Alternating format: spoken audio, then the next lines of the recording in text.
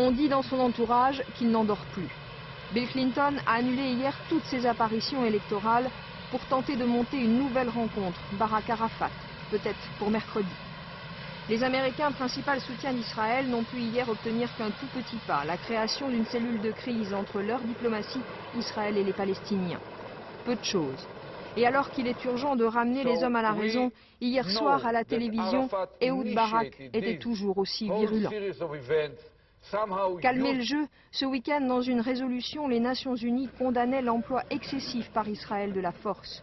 Aujourd'hui, Kofi Annan sera à Jérusalem pour expliquer la position de l'ONU. Diplomatiquement, Yasser Arafat n'a ainsi jamais eu autant de soutien. Mais l'ultimatum israélien le met dans une situation on ne peut plus délicate par rapport à son propre peuple et aux meneurs des émeutes que le leader palestinien a du mal à tenir.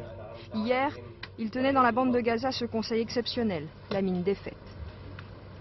Dans le monde arabe, comme ici à Bagdad en Irak ou encore au Maroc, des manifestations de soutien aux Palestiniens ont rassemblé de larges foules. C'est ce monde-là que les États-Unis, la France et surtout les Russes veulent et peuvent aussi apaiser. Les Russes, très actifs historiquement dans la diplomatie avec les Arabes, se sont déjà rendus hier en Syrie.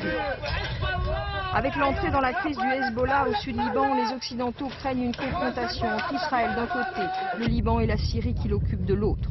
La Syrie joue donc un rôle clé, car c'est un des parrains du Hezbollah. Mais dès hier, Bachar el-Assad affirmait qu'il ne s'apprêtait pas à déclencher une guerre avec Israël. Enfin, les propos les plus tempérés sont parvenus d'Égypte. Hosni Moubarak, qui il y a quelques jours recevait son homologue syrien, a appelé les Arabes à la modération, à la